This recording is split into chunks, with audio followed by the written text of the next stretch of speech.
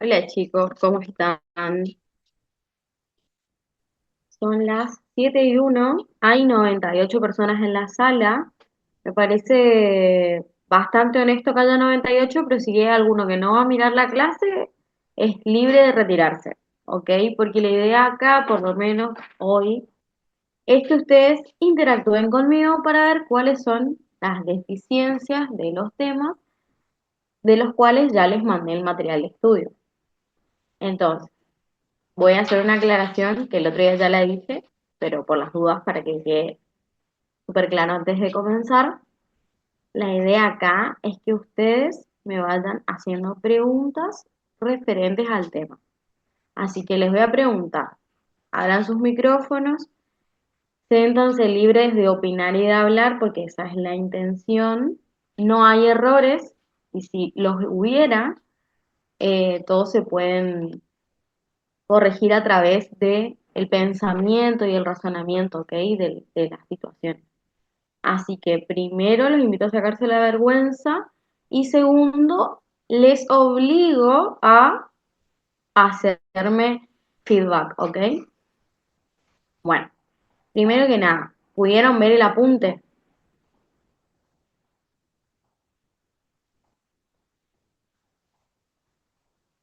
Uy, hay 101 y ninguno contesta. ¿Pudieron ver el apunte? Hoy rindieron cirugía. Sí, no. Sí, profe. Sí vieron el apunte entonces. Eran como 33 páginas. ¿Se asustaron?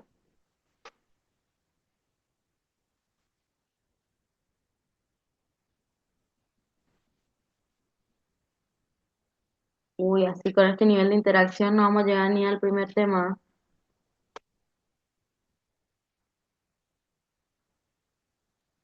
Y era largo, sí, profe, pero tenían imágenes también. Bien, súper. Bueno, como introducción de por qué damos este teórico, vamos a ponernos a pensar en qué etapa del cuatrimestre estamos. Esta ya es la última unidad que les toca este cuatrimestre.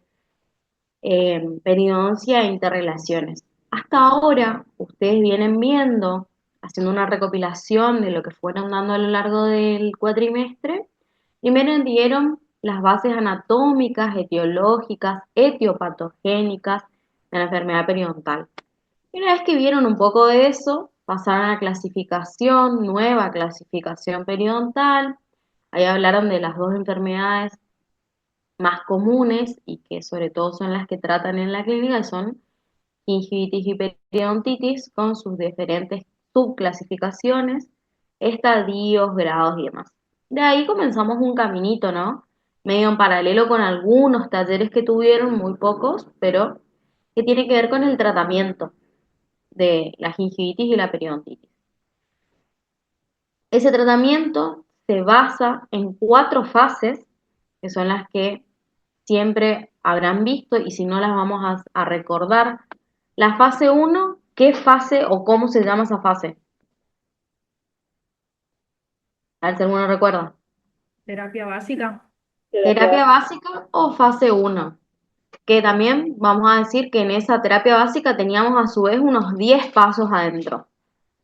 Esos 10 pasos se resumen en un dogma o en un principio generalizado en donde nosotros lo que vamos a hacer es siempre reducir el biofilm y reducir todos los elementos en la boca que puedan acumular biofilm.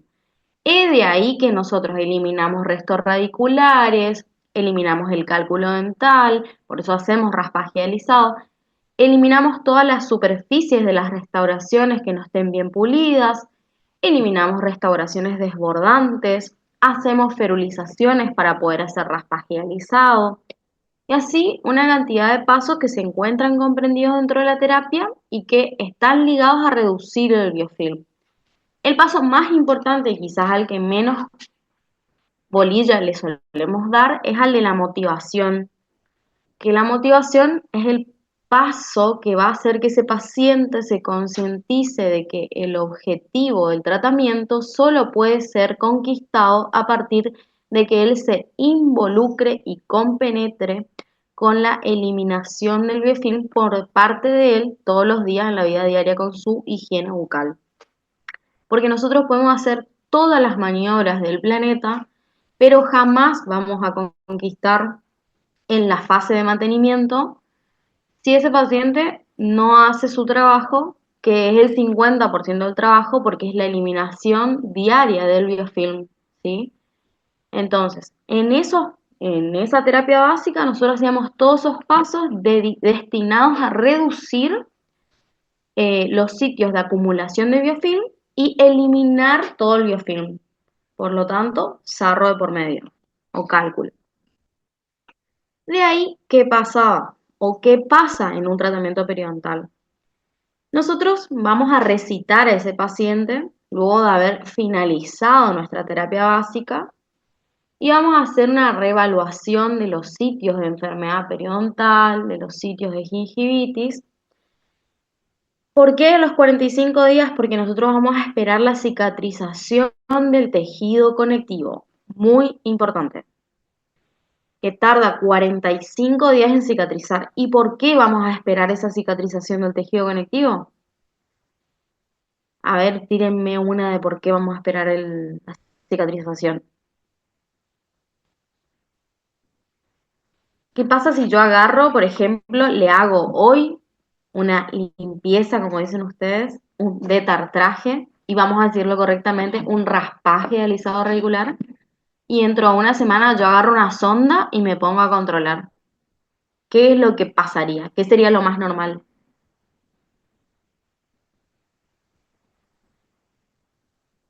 Que aparezca más cálculo. Aparezca más cálculos, una es verdad, si no, no, un raspado, porque muchas veces las bolsas son muy profundas, entonces uno no puede llegar a raspar todo en esa primera sesión. Pero además lo más común de todo sería que aparezca el Ya, dichoso ya se me sangrado. Y sí, porque ese tejido conectivo, por más que vamos a suponer que ustedes hicieron todo excelente y que la bolsa no era tan profunda y ustedes eliminaron todo el biofilm y todo el cálculo.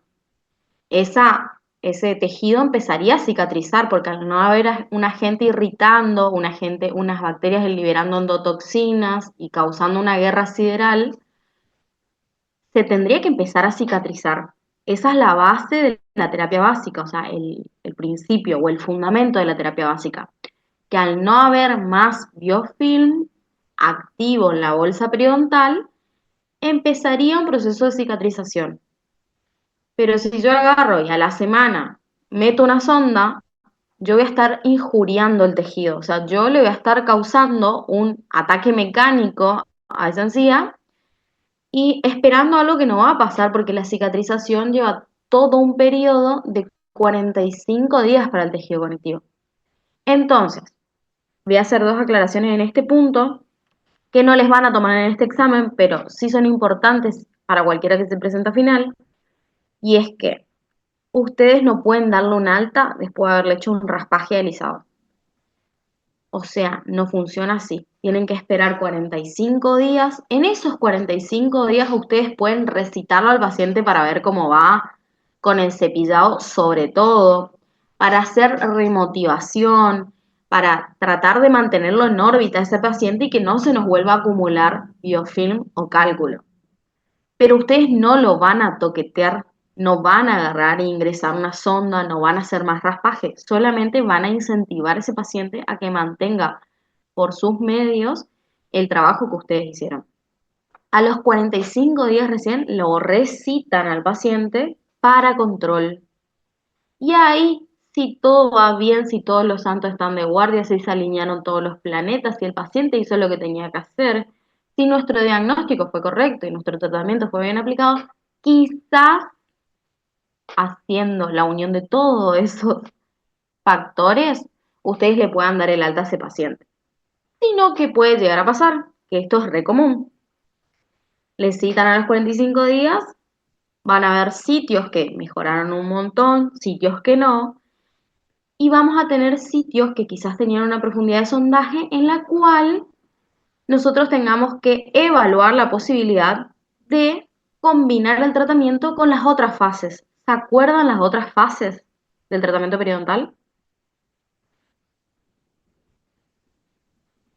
¿Qué yo podía hacer si mi terapia básica no funcionó en una bolsa muy profunda? ¿Qué yo puedo aplicar? Fue parte del temario del parcial.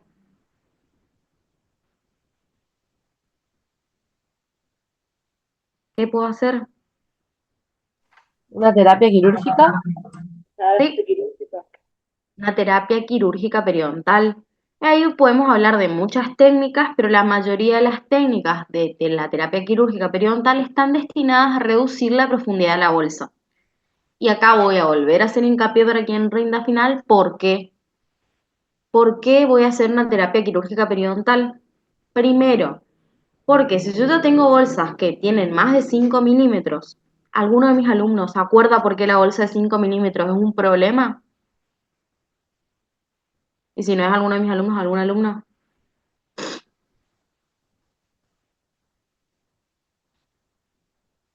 ¿Por qué? ¿Por qué las bolsas de 5 milímetros son un problema?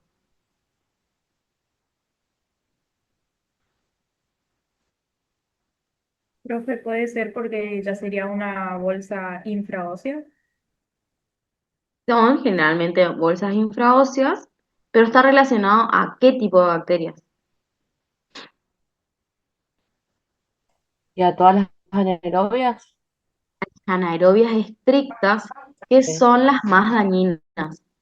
Y al ser las más dañinas, son las que nosotros no podemos controlar tan fácilmente. De ahí que si yo tuve una cita de control con mi paciente, tengo una bolsa que era de 9 milímetros, se redujo a 6, pero resulta que yo con 6 sigo estando en un problema, yo puedo decir, bueno, voy a aplicar una terapia quirúrgica periodontal para eliminar la profundidad de la bolsa. Y ahí veo qué técnica según la pieza dentaria que está involucrada y hago mi terapia quirúrgica periodontal. ¿Qué otra fase existía aparte de la fase quirúrgica?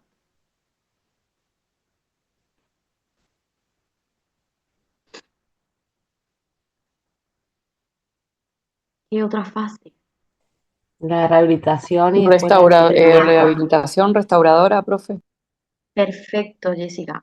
Restauradora, y en las restauradoras tenemos que puede ser ortodóntica o protésica, ¿ok? En realidad es restauradora en todas sus fases, pero vamos a hablar de que podemos aplicar tratamientos ortodóncicos y vamos a aplicar tratamientos rehabilitadores, ya sea desde la operatoria, desde la prótesis, sobre todo para reponer todo lo faltante de las piezas dentarias y en ortodoncia para paralelizar los ejes de las piezas dentarias, que muchas veces con las periodontitis y la pérdida de otras piezas dentarias pierden la alineación tridimensional fundamental para que haya equilibrio de fuerzas en la boca.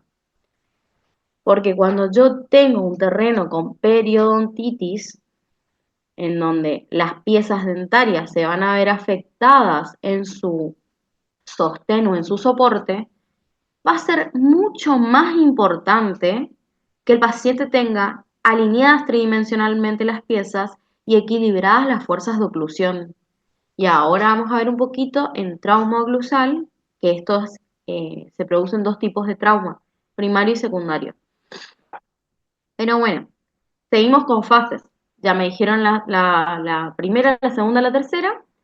Y la cuarta fase es la fase de mantenimiento, que es a la fase a la cual pasa el paciente luego de que le dimos ese alta.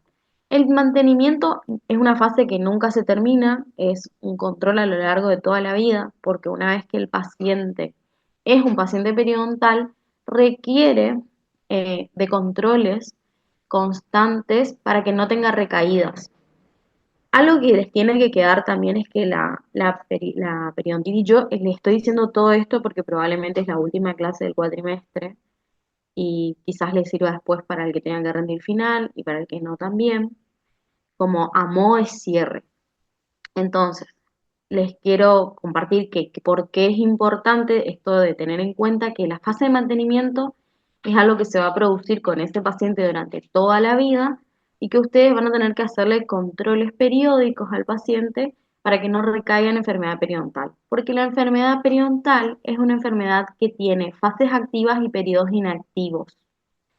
Esto está muy relacionado al grado de inflamación corporal del paciente, muy relacionado a la inmunosupresión del paciente, entonces, y al biofilm, porque el biofilm tiene dentro de su metabolismo del biofilm periodos donde las bacterias están súper activas, se reproducen en cantidades en excedentes, y luego también tienen periodos de baja donde el mismo biofilm por cuestiones del ambiente, la ecología alrededor del biofilm, termina muriéndose las colonias bacterianas. Entonces, por estas cuestiones de los ciclos del biofilm, la enfermedad periodontal tiene ciclos también.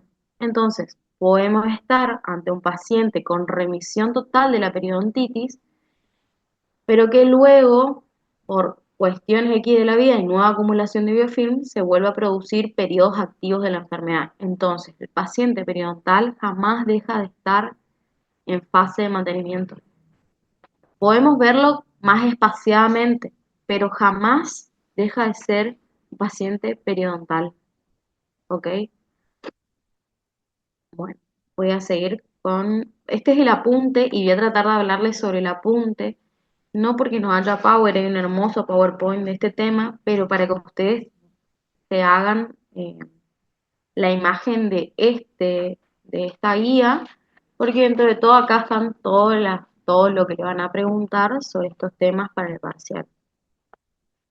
Bueno, una vez que vimos todas estas fases, hicimos una recapitulación de las 4 fases, ¿cuál es el sentido de que nosotros demos este tema dentro de la cursada? La periodoncia tiene como objetivo, ¿no?, tratar la enfermedad periodontal, la gingivitis y la periodontitis.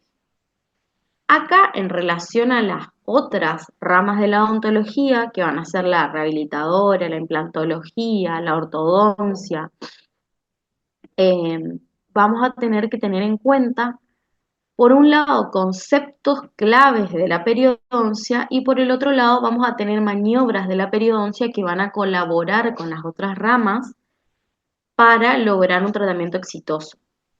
¿Cuáles son los conceptos que van a tener que tener en cuenta de la periodoncia para hacer otra rama de la odontología?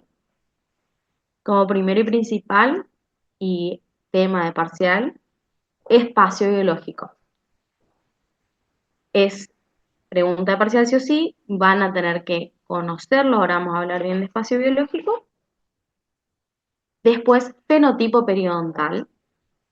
Encía insertada, tema del cual hoy no vamos a hablar, pero que lo van a tener que tener en cuenta para ejercer cualquier parte de la odontología. Y un tema muy lindo y bastante novedoso del cual se habla, que es el Mandelbaum. Ahora vamos a ver quién es el Mandelbaum, ¿ok? Estos 4 conceptos, mentira, y algo importantísimo que no es de la periodoncia, pero que es re importante el concepto, es el perfil de emergencia. Estos 5 conceptos que les estoy nombrando van a ser herramientas o conocimientos de la periodoncia que van a necesitar, hagan lo que hagan de la odontología, ¿ok? Y luego vamos a hablar de técnicas de la periodoncia que van a colaborar con las disciplinas, ¿sí? Como habíamos estado hablando, ustedes en la fase quirúrgica iban a tener técnicas quirúrgicas periodontales que les iban a servir para poder tratar la enfermedad periodontal. Esas técnicas podían ser, esto ya dieron, por eso voy rápido, receptivas de acceso, como son los colgajos, y las regenerativas, que pueden ser regenerativas a nivel óseo, o técnicas de injerto, por ejemplo, de tejido conectivo. No me voy a detener acá, les dejo el cuadrito para la vida. Y después tenemos estas técnicas, las quirúrgicas no terapéuticas, de las cuales algo hablaron, que son muchas que vienen de la mano de la plástica periodontal. En esta cirugía plástica periodontal me voy a detener solamente para decirles que lo que más se utiliza hoy en día es el recubrimiento de recesiones gingivales y el uso de injertos libres. Esto se usa muchísimo para la implantología, lo de los injertos libres, y se usa muchísimo para el recubrimiento de las recesiones gingivales. También vamos a tener las cirugías complementarias de la odontología restauradora, donde vamos a hablar específicamente del alargue coronario, y las cirugías complementarias a la ortodoncia y a la implantología. Bueno, acá me voy a detener de nuevo, necesito que colaboren. Cuando hablamos de anatomía topográfica periodontal, siempre vamos a hablar de espacio biológico. Yo le puse esta imagen que está acá y quiero saber si entendieron la imagen.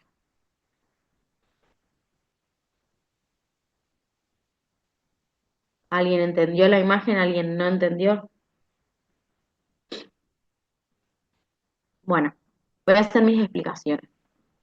Esto que ven acá, esta foto, es una foto que está vista con mucho aumento, y lo que están viendo acá es hueso al cual se le descubrió la encía.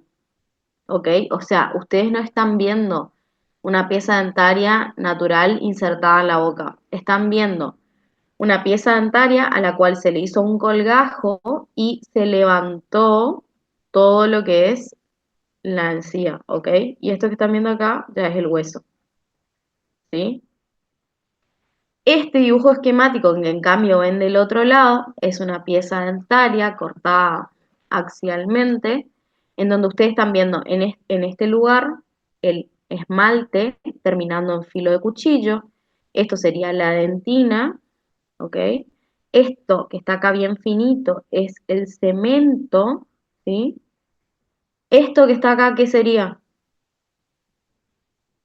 Esto que ven acá, ¿qué es? El epitelio del surco. Epitelio de surco. Epitelio unión. Bien, epitelio de unión. Epitelio de uniones. El epitelio de surco está presente, pero está acá, ¿sí? En la parte interna del surco, recubriendo el surco gingival. Entonces, este primer milímetro, que es lo que tenemos acá, es el surco gingival recubierto por su epitelio de surco interno, ¿ok? Esto que está acá, desde acá hasta acá abajo, ¿quién estaría a esta altura?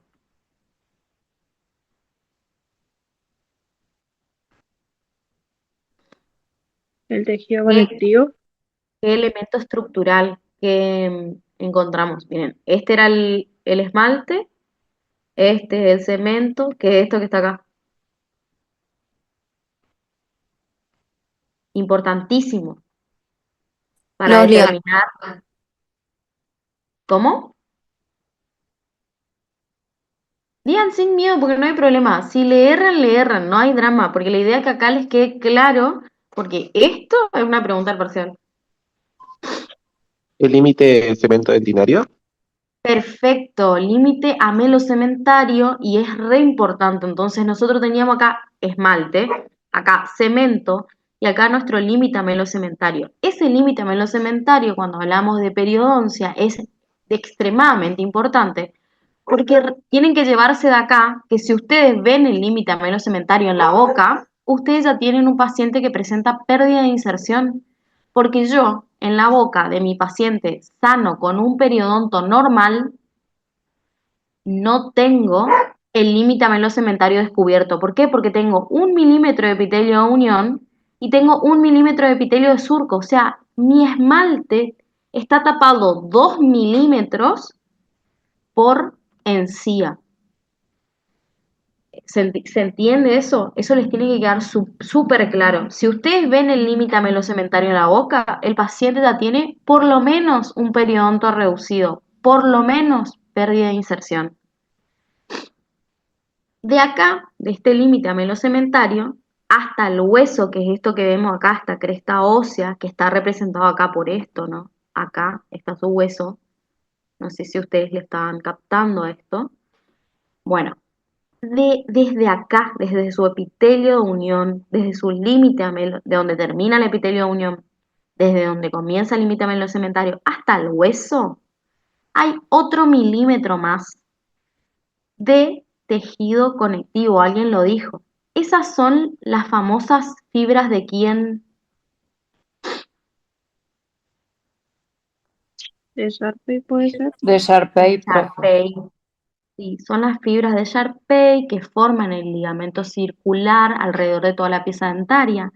A ese ligamento de Sharpey al que ustedes le practican sindesmotomía, eso es lo que ustedes cortan con el sindesmótomo y son fibras que van desde la encía misma y se instalan y se insertan en todo lo que es el cemento, ¿ok? Esas fibras son muy importantes porque van a dejar unos espacios bastante amplios marcados en la superficie de la, de la raíz del cemento. Y cuando nosotros tenemos enfermedad periodontal, en esos lugares donde estuvieron asentadas las fibras de Sharpey, se van a anidar, van a concentrarse las colonias bacterianas y van a ser muy difíciles de eliminar para nosotros. Es por eso que la técnica de desbridamiento radicular se llama raspaje y alisado. El alisado es para eliminar el primer cemento que suele estar medio muerto, dado toda la actividad que se produce en la bolsa periodontal, y quedan anidando en esos pequeños cambios de superficie que generan las fibras de Sharpey, quedan las colonias bacterianas. De ahí que nosotros hacemos raspaje y alisado, y por eso raspamos la raíz. No es por nada, es porque justamente las bacterias se van a pegar a la superficie y van a ser muy difíciles de eliminar. Y si nosotros no las eliminamos, ellas siguen haciendo más biofilm, obviamente, y por lo tanto siguen perpetuando la enfermedad periodontal. A biofilm eliminado, enfermedad periodontal que se va reduciendo o desaparece. Entonces, cuando ustedes ven, después de haber hecho un tratamiento periodontal, que hay sitios donde sigue habiendo inflamación, y bueno, chicos, en esos lugares o hay biofilm o hay cálculo, no hay de otra. ¿Está? ¿Qué se hace? Se vuelve a raspar. Sin miedo al éxito, se vuelve a raspar. Bueno, entonces, hincapié acá en esta imagen. 1 milímetro tienen de surco gingival, tienen 1 milímetro de epitelio unión y 1 milímetro de tejido conectivo. ¿Ok? Eso no se pueden olvidar para el resto de su vida. Y acá hay una norma que se tienen que llevar y es que ustedes no van a invadir este espacio con restauraciones y en el caso de invadirlos tienen que hacerlo conscientemente. Hay formas de invadir el espacio, ahora vamos a ver una técnica con las restauraciones, pero ustedes cuando ingresan en este espacio, ¿sí? En este hermoso espacio biológico, con cualquier restauración, tienen que tener en cuenta que esa restauración mínimo no tiene que acumular biofilm. Porque en el caso de poner cualquier estructura en ese espacio biológico y que esa estructura acumule biofilm, el cuerpo es muy sabio y lo que va a hacer es generar pérdida ósea y recolocar el espacio biológico más apical. Con esto le estoy contando que si ustedes invaden con una restauración el espacio biológico del paciente y esa restauración no tiene las condiciones y atrapa biofilm, el cuerpo va a generar una recesión gingival a partir de la restauración que ustedes le hicieron. Esto es más común de lo que ustedes piensan, lo hacen todos los odontólogos y por eso después aparecen unos márgenes de restauración de las coronas carísimas que le hacen a los pacientes márgenes negros o grises y inflamación de la encía. ¿Por qué? Porque se invadió el espacio biológico de forma incorrecta.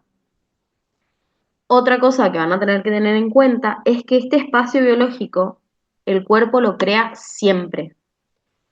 Si ustedes invadieron el espacio, él va a volver a crear otro espacio. De ahí que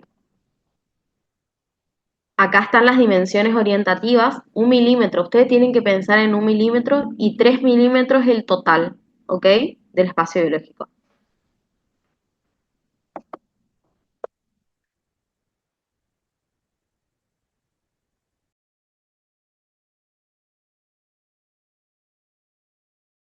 El siguiente concepto, y que, discúlpenme que me pasa que estoy resfriada y mal de la garganta, entonces como que me tengo que sonar la nariz y tratar de tragar saliva. Por eso también les pido que me ayuden hablando ustedes.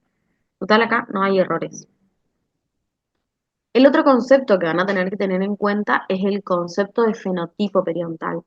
Muchos de acá, por suerte, cursaron ontología digital y en algún momento vimos parámetros estéticos gingivales. Cuando vimos parámetros estéticos gingivales, no sé si se acuerdan que existían al menos 2 fenotipos periodontales y un fenotipo al cual denominamos intermedio. Acá van a poder ver las características que tienen, pero a primera impresión o como rasgos más simples, ¿se acuerdan la forma? Igual está todo acá, pero si lo leen me dicen. Pero este es el momento de que activen sus micrófonos.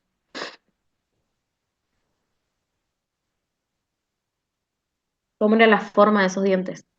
¿Triangular o cuadrada? Exacto, triangular o cuadrada. La forma triangular corresponde al fenotipo periodontal fino y la forma más cuadrada al fenotipo periodontal grueso. ¿Ok? Como característica principal, ustedes tienen que acordarse que el fenotipo periodontal grueso es el que tiende a, cuando tiene periodontitis, porque no ¿A la siempre es formación de bolsa? exacto. Y el fenotipo periodontal fino tiende Gingivitis.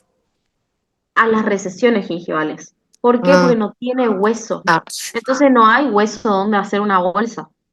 No hay margen, no hay grosor. Por eso generalmente desarrollan recesiones gingivales con mucha más facilidad. ¿Puede que un fenotipo intermedio o un grueso genere recesiones gingivales? Sí.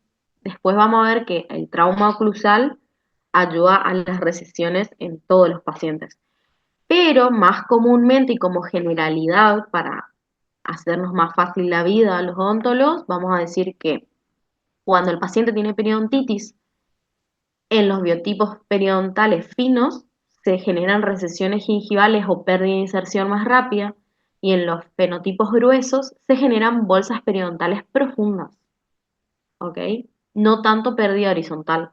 En cambio, en el delgado hay mucha pérdida horizontal. ¿Por qué? Porque tiene poquito hueso. Como dato importante y relevante para la vida, en relación a las otras ramas de la odontología, cuando ustedes tienen un biotipo grueso, van a agradecerle a todos los santos, al universo, porque en ese paciente, por ejemplo, la ortodoncia no suele causar secuelas graves. Uno puede hacer movimientos ortodóncicos un poco más bruscos en menor tiempo. En cambio, en un fenotipo periodontal delgado, yo jamás en la vida voy a hacer movimientos rápidos en la ortodoncia y no voy a estar jugando con el hueso de ese paciente, ¿ok? Por ejemplo, el fenotipo grueso es todo lo que está bien, chicos. Suelen tener erupción pasiva alterada, un problema que les genera una estética inadecuada a los dientes, pero que tiene solución mediante el alargue coronario. Pero chicos, tienen mejor hueso para los implantes, mejor hueso para hacer ortodoncia, mejor hueso para hacer restauraciones. El fenotipo fino, en cambio, sufre todo. sufre de recesiones gingivales, tiene poco hueso para poner un implante, tenemos que hacer un tratamiento ortodóntico más prolongado en el tiempo porque no podemos hacer grandes movimientos y vamos a tener que pensar alternativas en el tratamiento ortodóntico que no involucren maniobras que comprometan a ese hueso. Bueno, acá para que les quede bien claro este concepto de las recesiones gingivales, ustedes están viendo a mano derecha unos hermosos dientes centrales espectaculares, blancos, divinos, y acá lo que les estoy marcando en este momento con el mouse, no sé si se ve mi cursor, es el límite amelocementario. De acá para arriba todo lo que están viendo es cemento, y como ya dijimos, si yo veo cemento, si yo veo límite amelocementario, yo estoy en presencia de pérdida de inserción. Este paciente ya tiene un periodonto reducido. ¿Qué no veo en esta encía? En esta encía yo no veo gingivitis y yo, al menos acá, no veo periodontitis, porque no hay ningún grado de inflamación.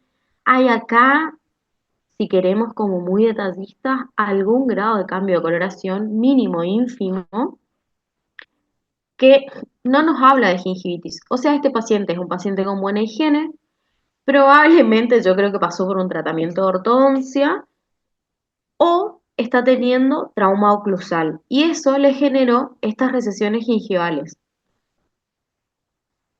En cambio, de este lado, a margen izquierdo, están viendo en pantalla un paciente con un fenotipo periodontal grueso.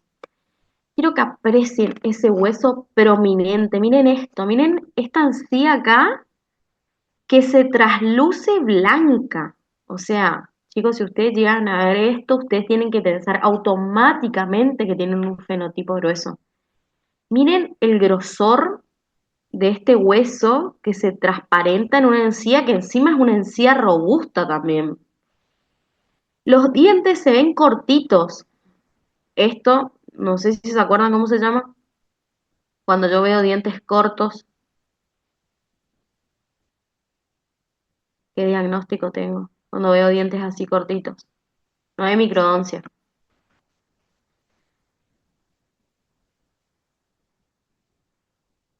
Profe, ¿eso es lo que se conoce como sonrisa gingival, puede ser? Es una sonrisa gingival. La sonrisa gingival puede tener varias causas. Una de las causas de la sonrisa gingival es la erupción pasiva alterada. Es decir, este paciente, que yo creo que era una paciente femenina, tiene un montón de diente recubierto por encía. Pero está ahí abajo su diente no es corto, su diente es grande, es largo, pero está totalmente cubierto por encía. ¿Por qué? Porque la última parte de la erupción dental, nosotros tenemos dos partes de la erupción. La primera parte de la erupción es una erupción que se llama erupción activa, donde el diente emerge hacia la cavidad bucal desde apical hacia coronal, o sea, es un movimiento de apical a coronal. Una vez que el diente hace tope con su antagonista, deja de erupcionar activamente y empieza a producirse la erupción pasiva. ¿Qué es la erupción pasiva? Cuando la encía, que está ubicada coronalmente, se produce una migración hacia apical que descubre la última parte de la corona, ubicando la unión, el epitelio unión, a nivel del límite amelocementario. Esa migración de esa encía es hacia la raíz, ¿sí? Porque el diente cuando recién erupciona está cubierto por mucha encía. Resulta que hay muchas personas, sobre todo los biotipos periodontales gruesos, a los cuales ese proceso de erupción pasiva se les complejiza por la cantidad de tejido óseo que tienen. Y es de ahí que ese proceso no se produce correctamente, pero no es una patología, es una anomalía nomás. No es una patología, no patologicemos esto, sino que es un proceso que no termina de producirse de erupción y por eso queda el diente cubierto por encía. Es muy propia de los biotipos periodontales gruesos y quiero que lo tengan siempre en mente. Quiero comparativamente Quiero que presten atención a esta foto y ahora vamos a la siguiente.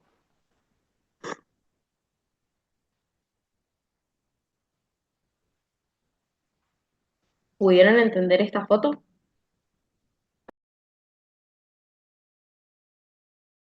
Sí, sí.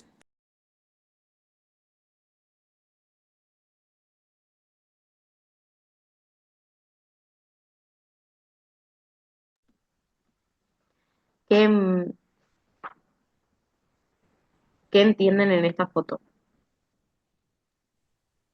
Que en el biotipo grueso la encía está por delante de la corona y en el Exacto, biotipo fino por detrás. exacto. La línea azul corresponde a el perfil de emergencia de la corona, ¿ok? Fíjense el límite anterior de la corona, donde está puesto. Y la línea roja corresponde a los tejidos de soporte. En este caso, el tejido que se encuentra más externo es la encía.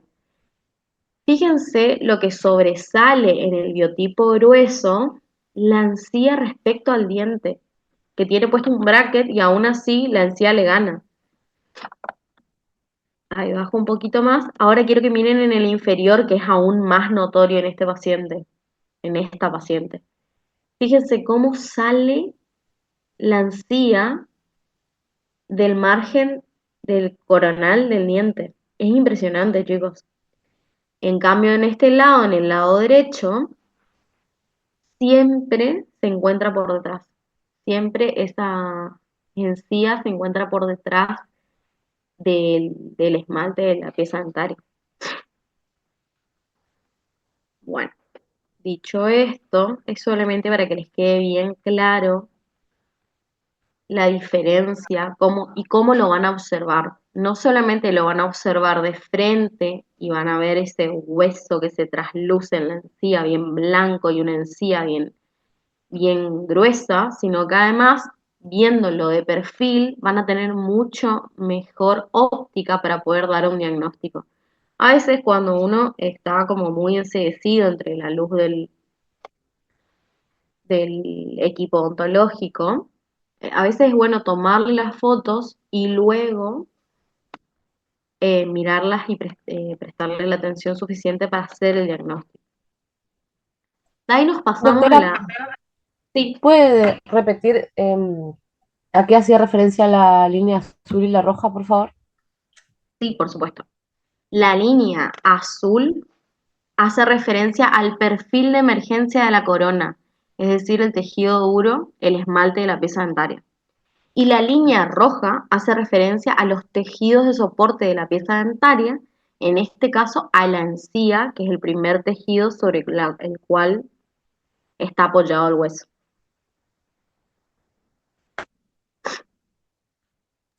Gracias.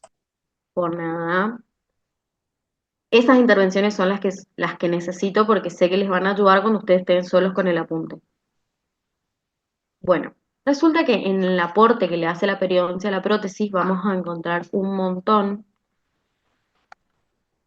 porque lo primero que van a tener que hacer cuando están diseñando una rehabilitación estética es obviamente tener en cuenta, ¿se acuerdan los márgenes gingivales y la alineación de los márgenes gingivales? ¿Se acuerdan de eso? A ver si encuentro acá una foto. Tengo, sí, pero no. Me van a esperar un segundo que ya vuelvo.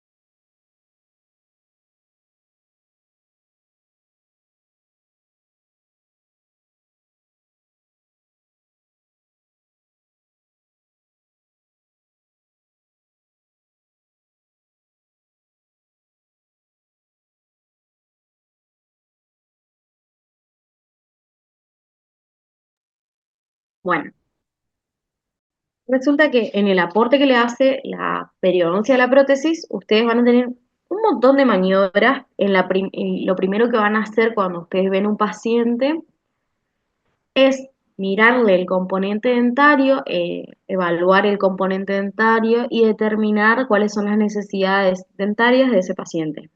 Reponer piezas dentarias, cambiar restauraciones, hacer carillas, no hacerlas. Eso es componente dentario. Después van a tener también un componente gingival.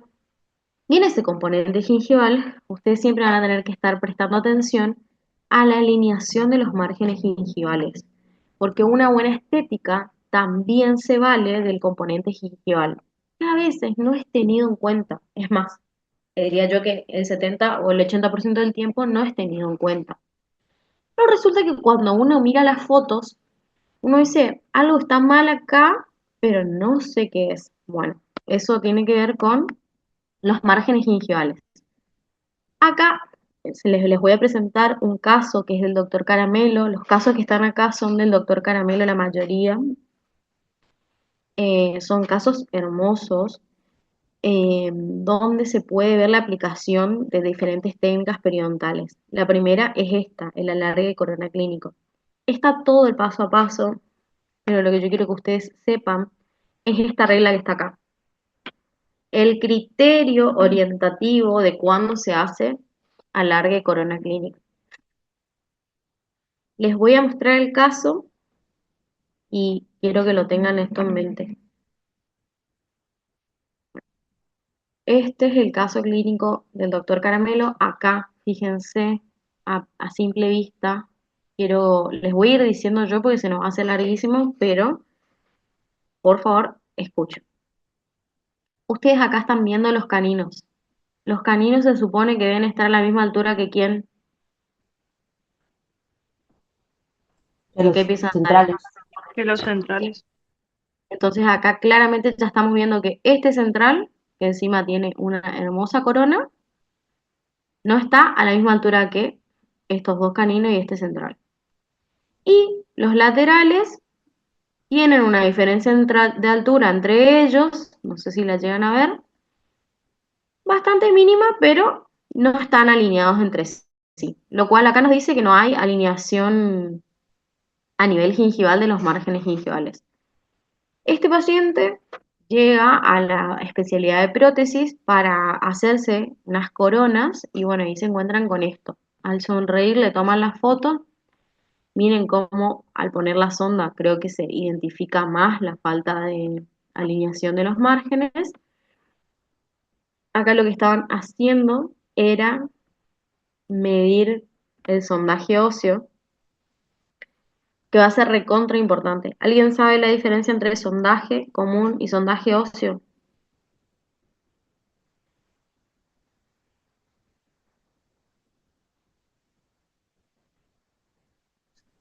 No, ¿Ninguno? profe, No puedo. Bueno, esta es una maniobra importante para la vida de cualquier odontólogo, sobre todo los buenos rehabilitadores. Así que si se piensan dedicar a las carillas, a la estética, a las coronas, esto les va a servir. Voy a tratar de explicarlo de la forma más práctica. Ustedes habitualmente en la clínica no hacen sondaje óseo. Ustedes hacen sondaje, profundidad de sondaje. Y lo único que miden es la profundidad de la bolsa. ¿Ok? El sondaje óseo es una maniobra donde también nos vamos a meter en el surco, pero la diferencia es que con el paciente anestesiado, no se hace sondaje óseo con el paciente sin anestesiar, ustedes van a, en la misma posición que hacen profundidad de sondaje, van a meter la sonda haciendo presión en los tejidos hasta hacer tope y literalmente hace un truc hasta que llega al hueso alveolar. Ese sondaje óseo en un paciente común y corriente, con periodonto espectacular, normal, con todas las medidas normales, tiene que darle a ustedes 3 milímetros. 3 milímetros le tiene que dar. ¿Por qué? ¿Con qué se corresponden esos 3 milímetros?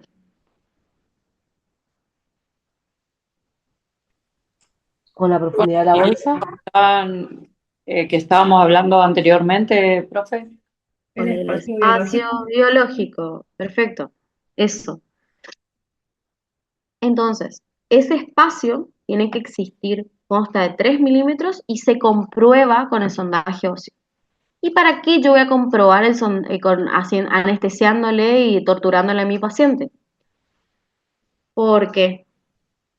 Porque yo lo que necesito es saber si a ese paciente le puedo hacer, porque yo acá, por ejemplo, tengo un diagnóstico de falta de alineación de márgenes gingivales. ¿Ustedes qué le harían acá al paciente para igualar este margen gingival a este otro y a este otro? ¿Qué sería lo que harían? Y una larga de corona. Sí, pero ¿qué es lo primero pero implica primero un corte de encía, Recorte ¿ok? gingival. La Y gingivectomía. yo cuando hablo de corte de encía, yo puedo tener dos maniobras posibles. Esto quiero que les quede clarísimo. Clarísimo les tiene que quedar. Yo, porque les va a pasar en la vida real.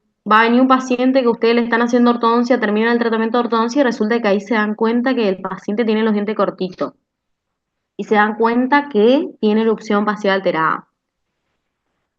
Y ustedes tienen que determinar si le van a hacer una simple gingivectomía, que la gingivectomía es el corte de la encía, con la eliminación de esa encía, o si ustedes, además de hacerle ese corte de la encía, van a tener que eliminar hueso. ¿Y de qué va a depender que tengan que eliminar hueso o no? Va a depender de dónde se encuentre su hueso. Porque ustedes siempre, desde el margen gingival, van a tener que respetar 3 milímetros hasta el hueso. Entonces, cuando yo tengo un paciente, veo que no tiene alineados los márgenes gingivales o necesito hacer un alargue coronario para poder colocar una corona protésica o necesito hacer un alargue coronario para poder hacer una buena restauración con aislamiento absoluto, cosa de la que vamos a hablar en un ratito, cualquiera de estas opciones, yo tengo que eliminar encía para poder hacer bien las cosas. Resulta que yo tengo que diseñar dónde va a quedar esa encía. Entonces me van a prestar acá atención un ratito.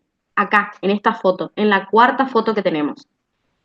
Más o menos por esta foto yo veo que acá a este paciente, para dejar este margen gingival de acuerdo a este, yo tengo que eliminarle 2 milímetros. Atiéndame a ese número, 2 milímetros. Si yo tengo que eliminar 2 milímetros acá, y tengo que respetar el espacio biológico, que va a empezar desde ahí hasta 3 milímetros hacia arriba, mi sondaje óseo me tendría que dar 5 milímetros. ¿Se entienden? Porque yo tengo, desde donde yo voy a dejar el margen gingival, yo tengo que respetar el espacio biológico. Entonces, si yo voy a sacar 2 milímetros de encía, mi margen gingival se va a ubicar en este lugar a partir de ahora. Yo desde ese lugar tengo que tener 3 milímetros hacia arriba para no tener ningún efecto contraproducente en esa encía. Entonces, ¿qué hago? Tengo que corroborar cuántos milímetros tengo hasta mi hueso. Ahí voy a anestesiar a mi paciente, le hago sondaje óseo y si tiene 5 milímetros de profundidad hasta el hueso, yo voy a hacer la técnica de gingivectomía. Es decir, voy a cortar encía porque está todo ok. No tengo que reposicionar el espacio biológico. Ahora, si yo no tengo 5 milímetros, que es lo que le pasa a la mayoría de los pacientes, yo voy a tener que hacer una técnica de alargue coronario. Que el alargue coronario implica la eliminación de hueso. ¿Ok? ¿Se entendió eso?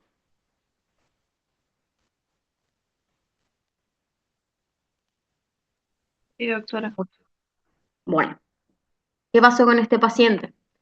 Este paciente claramente no tenía 5 milímetros hasta su hueso ya estaba mucho más abajo, se transparentaba incluso. Entonces a este paciente hubo que hacerle un alargue coronario. Lo que acá ven es el paciente con las fotos más o menos de frente y desde abajo, cuando le retiraron las coronas protésicas que ya tenía anteriormente. Luego, en esta foto, ¿qué es lo que hicieron? Hacer una incisión intraclavicular, chicos. La intraclavicular era aquella que se metía con el bisturí, todo contorneando todas las piezas dentarias. Acá, en esta otra foto, ven con la espátula de Molt que se hizo todo un levantamiento de colgajo. El colgajo es un colgajo de espesor total, mucoperióstico, y por eso nos permite ver el hueso. ¿Para qué? Para eliminar el hueso. En la siguiente foto, lo que ven ya es, esta foto ya está eliminado el hueso como va a quedar, ya eliminaron, porque el hueso estaba más o menos a esta altura. Le eliminaron todos esos milímetros de hueso, emparejaron con el de al lado y volvieron a cerrar, acá está con puntos de sutura, cerrado el colgajo. Y fíjense cómo quedan los dos remanentes dentarios, desde donde después van a prender las restauraciones nuevas. En esta otra foto, fíjense cómo ya está establecido la altura correcta de los márgenes gingivales, respetando la norma de que el canino va a la misma altura que el central y el incisivo lateral un poquito por debajo. Acá están hechos, supongo yo, unos pernos de fibra de vidrio, unos postes de fibra de vidrio, y acá se le hizo un moñoncito de composite para poder restaurar. Acá ya tenemos la foto final con las restauraciones hechas, el tejido cicatrizando. Fíjense que igual acá un poquitito quedó diferente la altura, pero es mucho más parecida a la altura a la que tienen los caninos. Y bueno, eso es lo que tiene que ver con la técnica de alargue coronario. Para la técnica de alargue se utilizan, se elimina hueso, como ya les dije, y quiero que les quede bien claro, y se elimina el hueso generalmente con fresas redondas, también pueden ser trococónicas, y también alguna osteoplastía se puede llegar a hacer con piedras troncocónicas para darle forma más estética al hueso, ¿sí? En la siguiente en la siguiente foto, lo que ven es un efecto positivo de esta restauración. Presten atención a esto, acá. Fíjense lo negra que el espacio negro que quedó acá por la pérdida de la papila de este paciente, que ya la tenía perdida. Y como se restauró correctamente y, estas piezas dentarias, estas coronas, no están juntando biofilm, hubo un efecto positivo que se llama creeping attachment, donde hay una migración coronal de la encía, generando un pequeño relleno del gran espacio que había negro en la papila.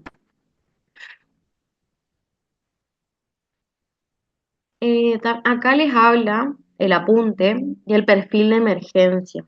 En la próxima foto vamos a ver qué es el perfil de emergencia, pero lo importante que tienen que saber del perfil de emergencia es que el perfil de emergencia hay que respetarlo y sobre todo no se respeta cuando no hacen provisorios, cuando hacen malos provisorios y cuando hacen las famosas carillas sin desgaste. Espero que no sean de los que hacen carillas sin desgaste.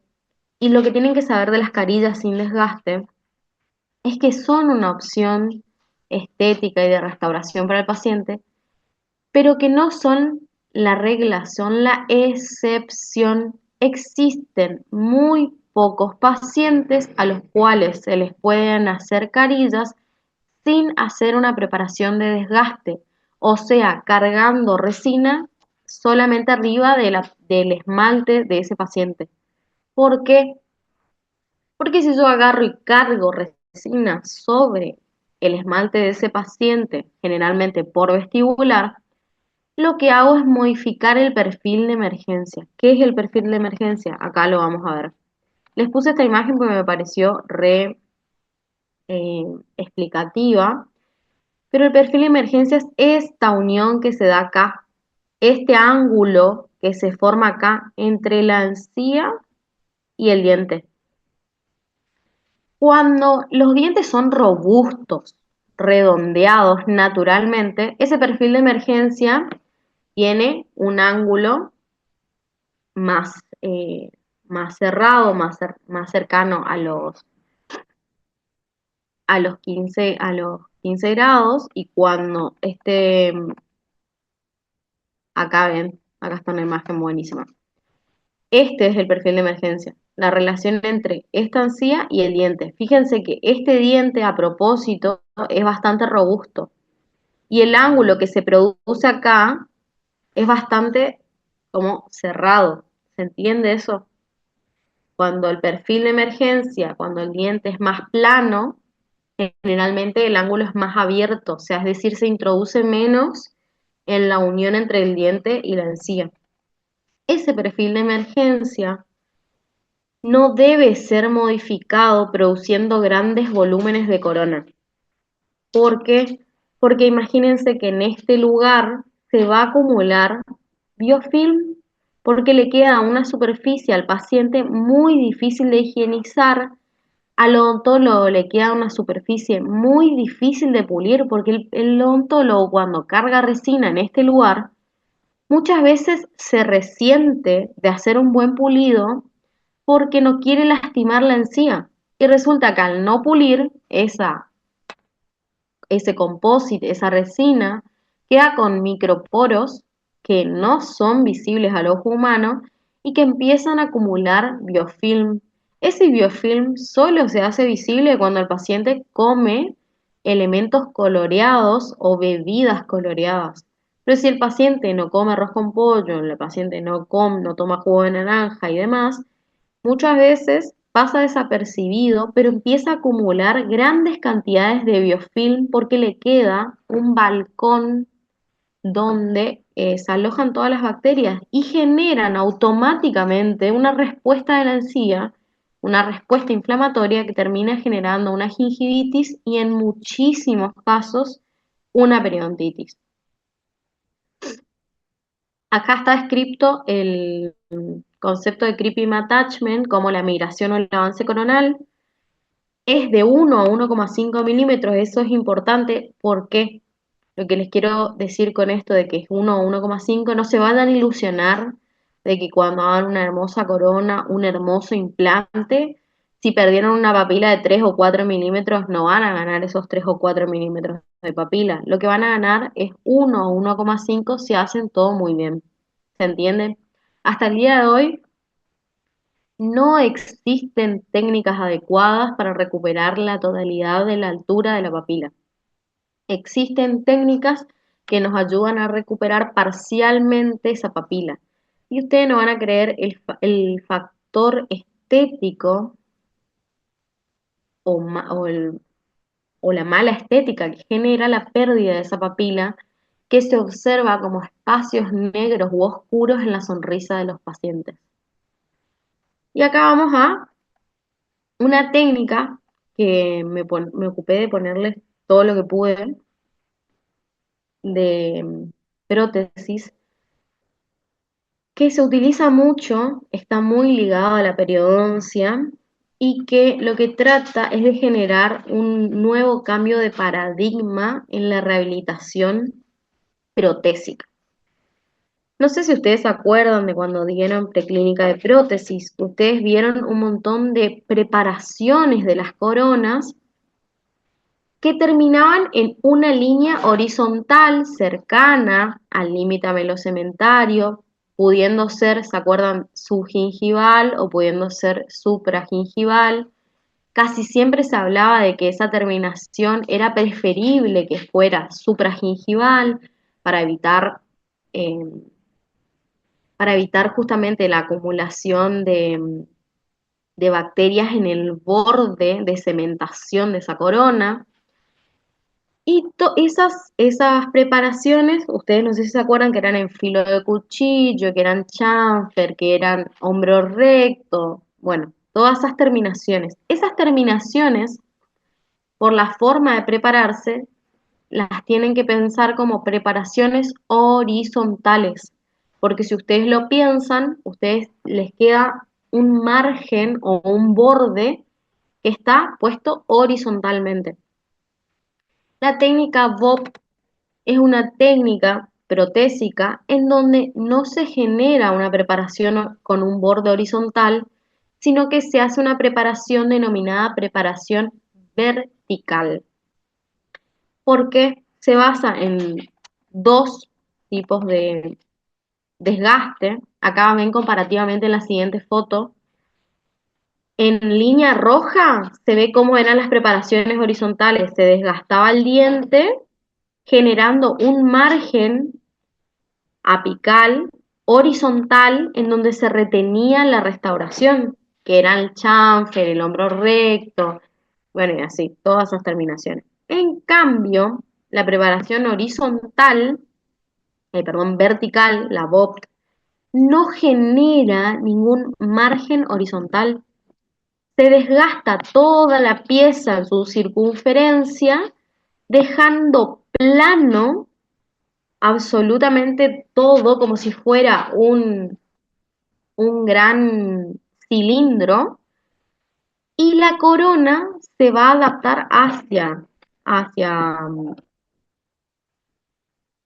coronal con la forma que está prevista, digamos, con su forma anatómica, por decirlo de algún modo. Es totalmente diferente porque no sé si llegan a apreciar acá la línea verde, que lo que trata es de significar cómo es la preparación vertical. En la preparación vertical, chicos, se desgasta todo esto, haciendo que quede un, un eje de inserción de la corona protésica totalmente libre para la entrada y la salida, y es la corona la que va a tener la forma anatómica del diente.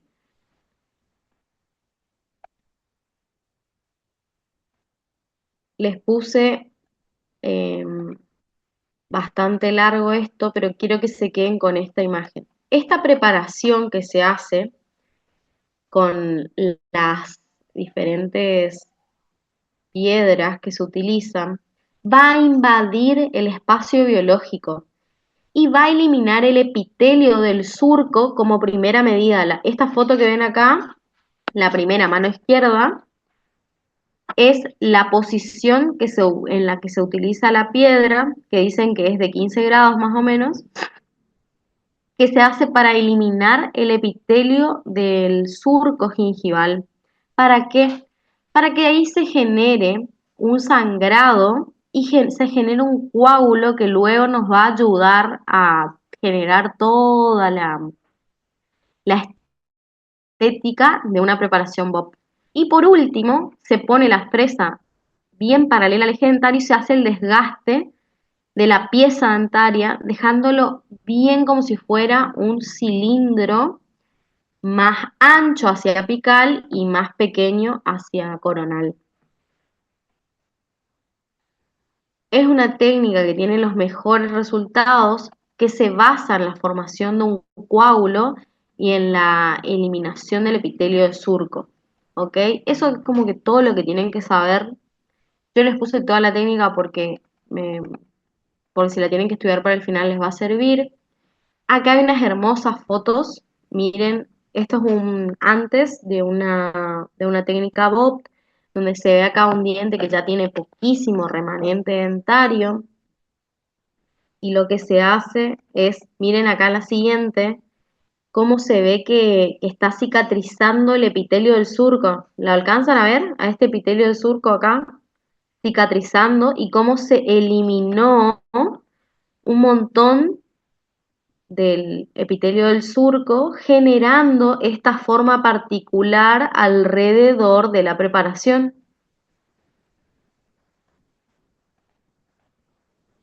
Acá tenemos las piezas dentarias con su correspondiente surco tratado con la técnica Bob y las piezas dentarias preparadas verticalmente. Miren cómo se ve esta separación acá. Creo que la aprecien, son hermosísimas las fotos. Bueno, eso es todo referente a la técnica Bob. Lo que le tiene que quedar en claro es que es una técnica de preparación vertical y que elimina el epitelio del surco, generando la formación de un coágulo. De ahí vamos a lo que es la relación de la periodoncia con la operatoria. ¿Qué pasa con la operatoria? A usted le va a pasar en muchísimas situaciones que van a tener esto que se ve acá en las fotos, la falta de alineación de márgenes gingivales.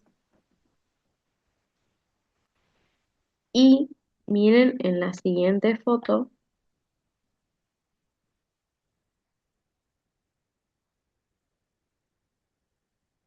acá en esta pieza dentaria, en la primera foto, habrán visto que no estaban alineados los márgenes. Resulta que al análisis de la sonda, se ve que faltaba tejido coronario porque esta pieza dentaria fue restaurada. En algún momento de la historia de esta pieza dentaria se le hizo como si fuera una carillita de composite. Pero en este sector faltaba perfil de emergencia. Eso se puede ver acá, en la siguiente foto. Entonces, ¿qué se procedió a hacer?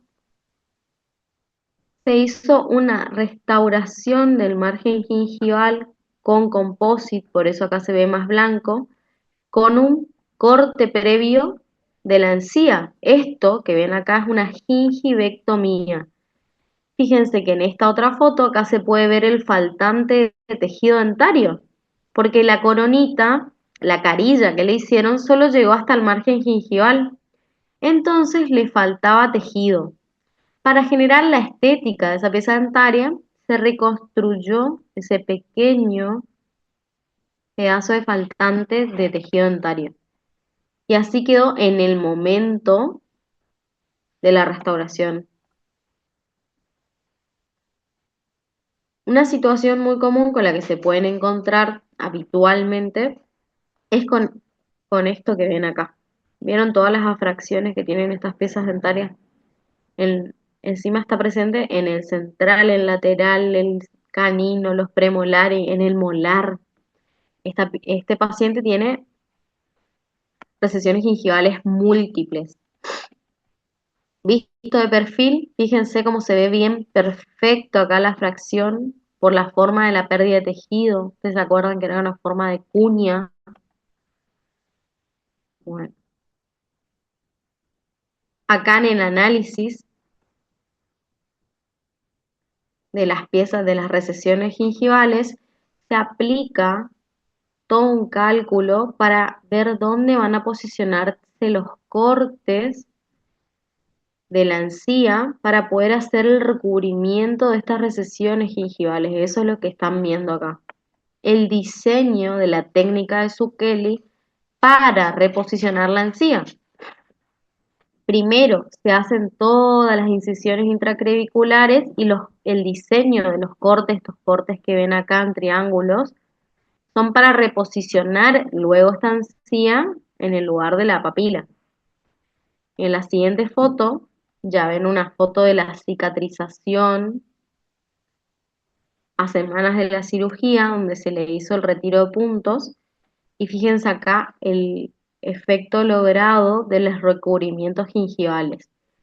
¿Por qué está este recubrimiento gingival en el apunte, en la parte de periodoncia relacionada a la operatoria?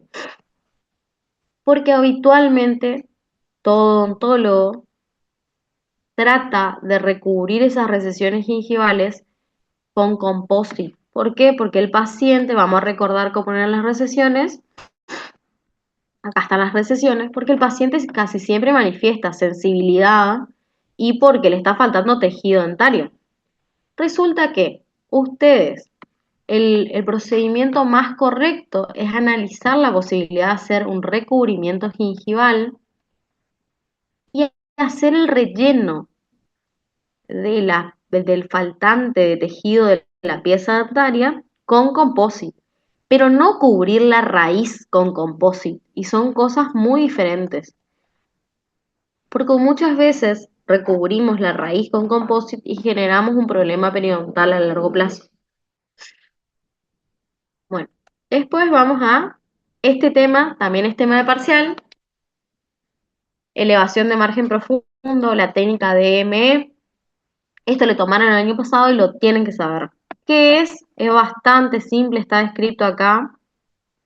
Cuando ustedes tienen una pieza dentaria que tiene restauraciones que se profundizan y se vuelven subgingivales y se encuentran sobre todo en las caras proximales de los dientes, ustedes van a tener que hacer una técnica que es la elevación del margen para poder aislar correctamente esta pieza dentaria y poder reconstruirla con un composite, con técnica directa o con técnica indirecta.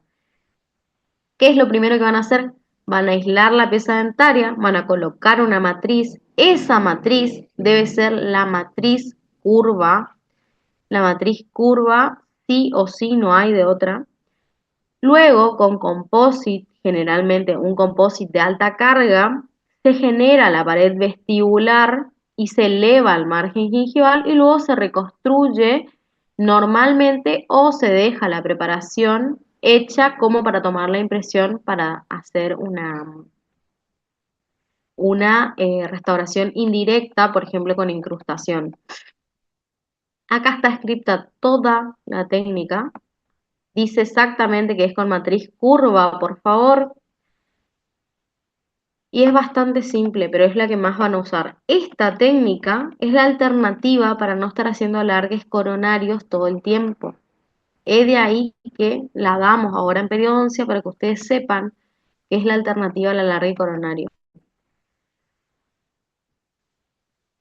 Después estamos relación de la periodoncia con la endodoncia. Esto lo voy a dar súper rápido porque es bastante simple. Ustedes tienen que saber que cuando tienen ustedes una enfermedad periodontal y generalmente se producen bolsas profundas, resulta que se puede dar un fenómeno de doble vía de infección de los conductos y infección de la bolsa. Y es a través de los conductos. Los conductos, ustedes saben que son un sistema muy complejo de divisiones, de irrigación e inervación de la pulpa. Ese sistema que puede terminar en un delta apical, que puede terminar en conductos accesorios, que tiene muchísimos túbulos dentinarios y demás, genera que haya lugares recónditos donde se pueden alojar las bacterias. Muchas veces el paciente tiene bolsas periodontales profundas y a través de las bolsas periodontales profundas logra colonizar salidas de conductos accesorios, conductos secundarios, los deltas apicales, y a través de esa comunicación genera la infección de la pulpa. ¿Qué se hace en esos casos? Primero, si determinamos que no hay daño radicular, porque esto es muy importante, lo que se va a hacer es determinar que hay que hacerle el tratamiento de conducto al paciente. Cuando ustedes tienen una lesión endoperiodontal, chicos, sí o sí, lo primero es el tratamiento de conducto. Eso es pregunta de parcial. Luego de que se le hace el tratamiento de conducto, se hace la reevaluación y se hace el raspaje y alisado radicular. ¿Cuándo? Más o menos a los 30 o 60 días de haberle realizado el conducto. Y luego se hace siempre todo lo que corresponde al tratamiento periodontal, fase 1, si corresponde fase 2, 3 o fase de mantenimiento. En relación a la ortodoncia, lo que ya hablé, mirar qué fenotipo tiene el paciente, ¿para qué? Para planificar nuestro tratamiento de ortodoncia, ¿ok? Solo eso. Tener en cuenta la encía queratinizada, porque la encía queratinizada es todo lo que está bien. Y por último, en relación a la implantología es una rama que incluye obviamente la cirugía de los tejidos periodontales para la colocación de un implante. Respecto a la implantología va a tomar un montón de conceptos de la periodoncia y lo más importante acá va a ser el hermoso hueso o los tejidos de soporte, y el bundle bone. ¿Qué es el bundle bone? Es el hueso fasciculado. El hueso fasciculado es el hueso que presta inserción a todo el ligamento periodontal. Es el hueso donde la pieza dentaria se va a insertar a nuestro hueso. Y es el hueso que se encuentra más irrigado. Es de ahí un problema. ¿Cuál es el problema? Que cuando perdemos la pieza dentaria, ese hueso, que se llama bundle bone o hueso fasciculado, también se pierde, y se pierde a una velocidad increíble. El problema es que para poder hacer buenas rehabilitaciones, sobre todo implantológicas y o protésicas, nosotros vamos a necesitar buen hueso. Siempre cuando hacen las evaluaciones para prótesis van a ver que, ay no, este paciente no tiene reborde, tiene poco reborde, no tiene tabla ósea vestibular. Entonces, de todo esto, hemos derivado en esto que ven acá. Hay muchísimos autores, muchísimos científicos estudiando la evolución del hueso después de la extracción dentaria. Por eso les puse estos dibujos acá, para que lo tengan en cuenta, y dice claramente que el 70% del suministro de la sangre del hueso proviene del ligamento periodontal. Por lo tanto, chicos, si yo pierdo la pieza dentaria, yo pierdo el ligamento periodontal y con ello pierdo la irrigación de ese hueso. Por lo tanto, mi hueso, a lo largo de las semanas, va a ir sufriendo una reabsorción que luego se estabiliza más o menos a los 12 meses. Este cuadrito que ven acá les trata de explicar cómo se va sucediendo la pérdida ósea hasta llegar a un 50% de la reducción del hueso, chicos. Al año el paciente pierde la altura total el 50% de la altura del hueso. Por eso es muy importante reponer las piezas dentarias en lo posible con implantes inmediatos o implantes en el corto plazo, para que estimulen y no haya tanta pérdida ósea. Lo que no quiere decir es que no exista pérdida ósea. También es importante la preservación de ese hueso alveolar. ¿Cómo preservo hueso alveolar? Haciendo maniobras atraumáticas y haciendo maniobras de preservación, muchas veces ligados a los rellenos óseos. Esto que ven acá es la colocación de un implante que no es inmediato. En este paciente que ven en estas fotos, primero lo que están viendo es un premolar, un segundo premolar que tiene, ahí ven que Caramelo insertó una sonda. Esa sonda llega extremadamente profunda, deja de 10 milímetros la profundidad de sondaje aproximadamente, porque llega a la segunda marca oscura.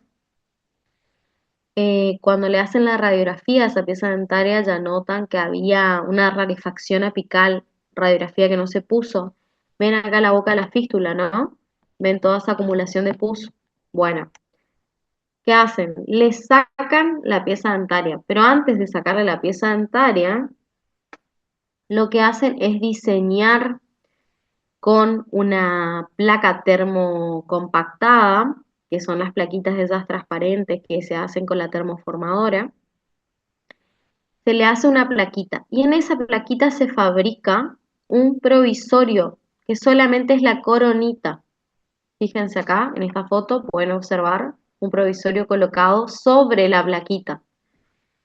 Se hace la extracción de la pieza dentaria, que es lo que ven en esta foto, y miren acá la pieza dentaria, por favor. ¿Por qué tenía rarefacción?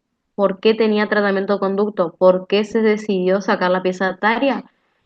Porque este premolar hizo claramente una falsa vía, el odontólogo, y colocó un cono de gutapercha entre medio de las raíces de ese premolar, por lo tanto no estaba cicatrizando correctamente y hizo una lesión apical con acumulación de pus, lo que le estaba causando todo el malestar a ese paciente. Se le coloca la plaquita de Six y se le coloca este provisorio para que, miren esta hermosura, cuando el paciente vuelve, luego de una cicatrización, creo que este paciente volvió después de 60 días, y miren cómo estaba esa encía, conservaba la forma hermosa y espectacular de la encía. Acá está la placa con el provisorio y se le colocó un implante en ese lugar.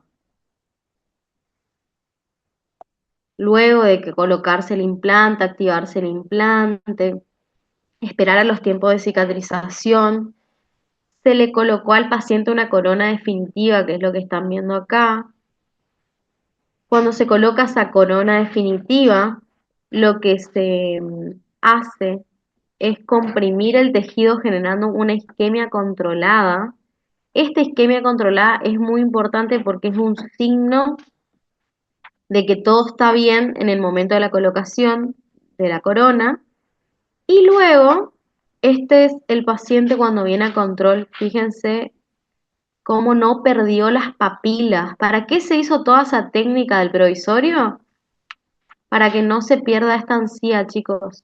Para eso hicimos la técnica, esa técnica se llama plaquita Six. Bueno, lo último ya, porque ya encima ustedes están cansados, yo también, es esto que ven acá, trauma oclusal. Ustedes, solemos hablar en mi comisión por ahí, no sé si por ahí les queda claro, pero ustedes van a tener en la boca siempre un funcionamiento de la masticación que provee de un equilibrio de fuerza. Ustedes en la oclusión vieron un montón de veces que existe la oclusión mutuamente compartida, la oclusión mutuamente protegida, donde es necesario la participación de todas las piezas dentarias para que los molares protejan a los anteriores durante el cierre y los anteriores protejan a los molares durante los movimientos excéntricos. Todo eso ya lo vieron en tercer año. Pero ¿qué significa todo esto en un pequeño resumen? Significa que ustedes tienen que tener todas las piezas dentarias correctamente alineados para que las piezas dentarias compartan las fuerzas. En caso de no compartirse las fuerzas, suceden traumas oclusales, que no es nada más ni nada menos que el exceso de fuerza que se traduce en un tipo de lesión. El trauma primario provoca lesiones en los tejidos de soporte, siendo las fuerzas oclusales excesivas. Y el trauma secundario es el que se produce cuando yo tengo una enfermedad periodontal o un aparato de sostén, es decir, el hueso, la encía, comprometidos con una enfermedad periodontal y las fuerzas que se producen dentro de la boca, que pueden ser normales o pueden ser excesivas, producen pérdida de los tejidos de soporte. ¿Sí? Ese trauma oclusal lo van a ver cientos de veces, muchas veces está combinado con periodontitis, lo que exacerba la periodontitis y exacerba la pérdida ósea, o puede ser simplemente un trauma oclusal primario. ¿Cuándo se puede ocurrir, por ejemplo, un trauma oclusal primario? Cuando yo tengo, ¿ustedes vieron alguna vez cuando los premolares están extruidos y reciben toda la fuerza de otro premolar o de un molar? Y ese diente tiene una recesión tremenda. Bueno, eso es trauma oclusal primario. Ese diente está desalineado, salido de la oclusión normal y recibe mucha más fuerza de impacto del que debería. Y entonces, ¿cómo reacciona nuestro cuerpo?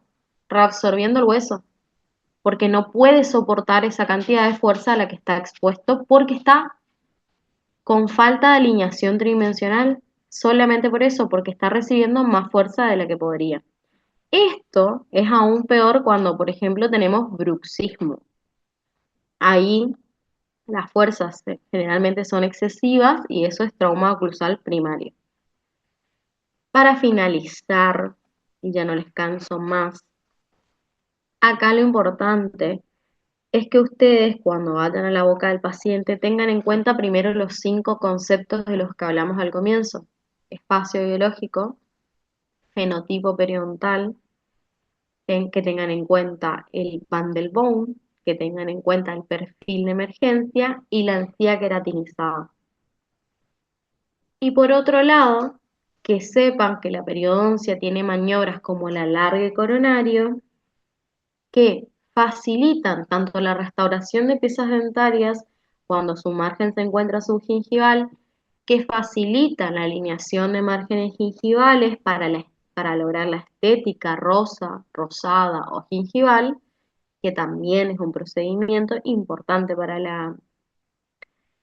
para lograr la estética de la boca, que los conceptos como el Van la técnica Vogt, la técnica de elevación de márgenes gingivales profundos, les van a facilitar a ustedes lograr una buena odontología restauradora. Y estos conceptos son re amplios, las técnicas hay un montón y van a encontrarlas en todo internet, eso es promesa, pero ustedes la tienen que tener en mente. Tienen que saber que si tienen márgenes desalineados, tienen líneas de acción, que si tienen un margen subgingival y tienen que restaurar esa pieza dentaria, tienen opciones de restauración y que tienen que tenerle en cuenta ese espacio biológico porque es al cual ustedes no pueden violar, porque en caso de que lo violen, el cuerpo se los va a cobrar a lo largo del tiempo generando restauraciones antiestéticas.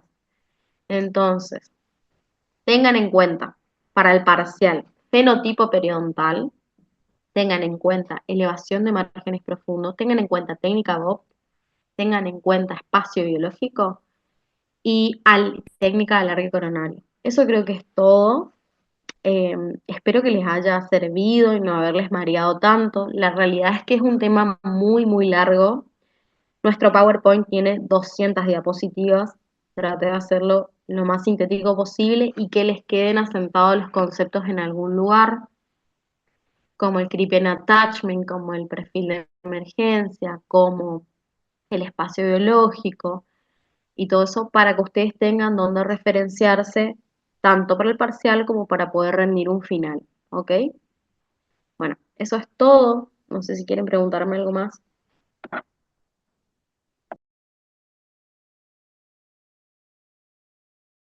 Doctora, con respecto a las fases del tratamiento periodontal, en el parcial pasado en teoría entraba hasta la fase uno. ¿En este parcial entran las otras?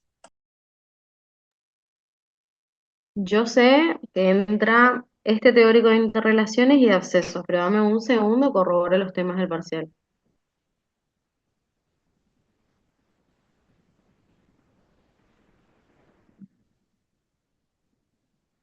Ahí lo miro, yo les digo.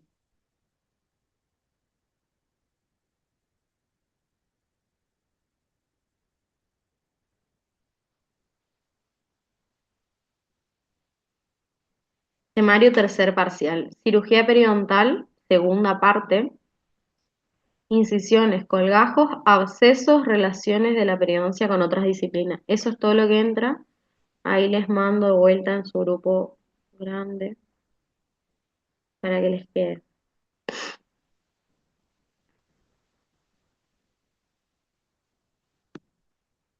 Listo. ¿Qué más?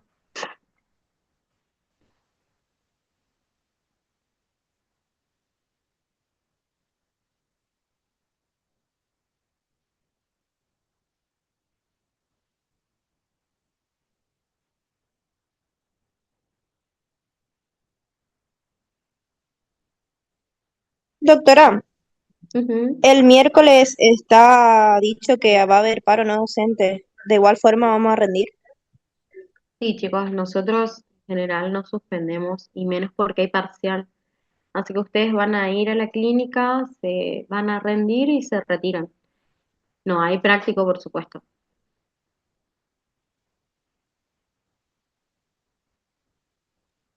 Ok, profe, gracias. ¿Ah?